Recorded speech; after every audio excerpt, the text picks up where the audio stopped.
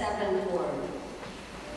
Father, into your hands I commend my spirit.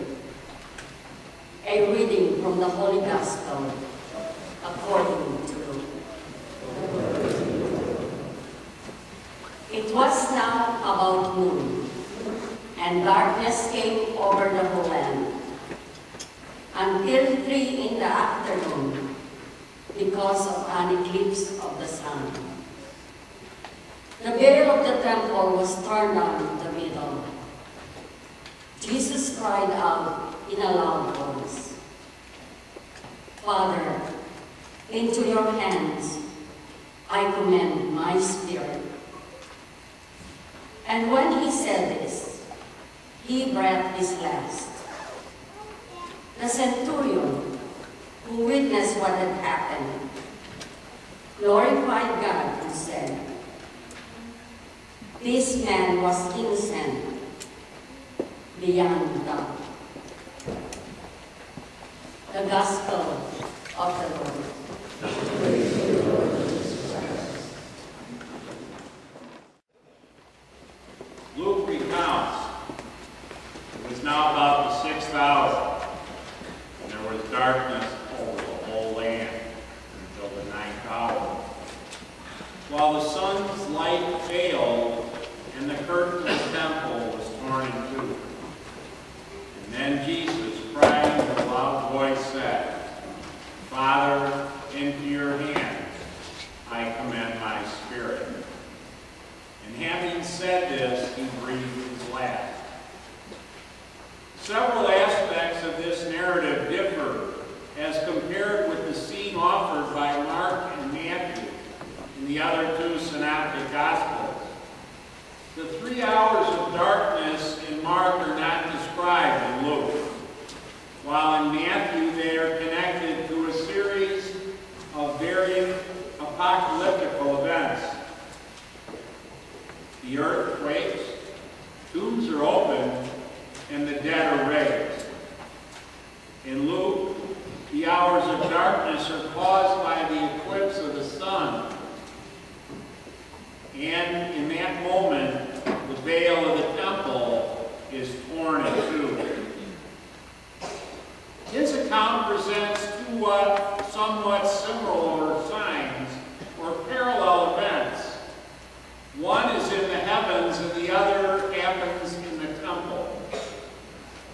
The heavens are dim and the earth crumbles, while in the temple, where the presence of God is, the veil that protects the sanctuary is literally torn, ripped in two. The death of Jesus is clearly portrayed as a cosmic and liturgical event. It marks the beginning of a new worship in a temple not built by men, for it is the very body of the dead and risen Jesus that gathers people for centuries and us today together, uniting us in the sacrament of his very body and blood. The prayer of Jesus in this moment of suffering, Father, into your hands I commend my spirit, is a loud cry of extreme and total trust in God, his Father. This prayer expresses his full awareness that he is not been abandoned. The invocation, Father, recalls his first recorded words at the age of 12 when he first visited the temple and remained in it for 3 days, even though his parents had left for their return to Nazareth. And when his parents had shown him their concern, he responded in these words, Did you not know that I must be in my Father's house about his business? From start to finish, what fully determines Jesus' feelings, words, and actions is his unique relationship with the Father. On the cross, he fully lives in love and exhibits this obedient relationship with God. That is what inspires his prayer. The words that follow, Father, are an expression from Psalm 31. Into your hands I commit my spirit. Verse 6. The words are not a simple quotation, but reveal a firm decision on Jesus' account to deliver himself over to the Father in an act of total and ultimate surrender. These words are a prayer of trust in God's love. In Gethsemane, the night before, when Jesus had entered into the final struggle, into more intense prayer, and was about to be delivered into the hands of men, his sweat became like drops of blood falling upon the ground. But his heart was fully obedient to the Father's will. For this reason, an angel from heaven came to comfort him. In his final moments, Jesus talks to the Father of the hands into which he truly delivers over his entire life. Prior to their journey to Jerusalem, Jesus had told his disciples, "Let these words sink into your ears. For the Son of Man is to be delivered into the hands of men." Now, as life is about to leave him, he seals his final decision in this prayer. Jesus allowed himself to be delivered into the hands of men, but it is into the hands of his Father that he commits his very spirit. As the evangelist John affirms, it is finished.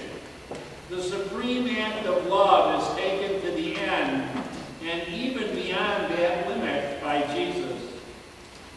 His words on the cross offer challenging pointers for our very prayers. They open it to a serene confidence and to a steadfast hope. Jesus, who asked the Father to forgive those who are crucifying him, invites us to the difficult act of praying, even for those who have wronged us, harmed us. And by learning how to forgive always, we become better people. He invites us into our prayer to live in that same attitude of mercy and of love shown by God in his and for our regard. Forgive us our sins as we forgive those who sin against us, as we daily say in the Our Father. Jesus, who in the final moment of death entrusts himself entirely into the hands of God the Father, communicating to us in certainty that however difficult our trials in this life, in this world, may be, however difficult the burdens of our suffering might be, we shall never fall outside of the gentle and everlasting embrace of God. The hands that created us, the hands that sustain us, the hands that accompany us on our very paths of life, for they are guided by an infinite and faithful love, one that we are meant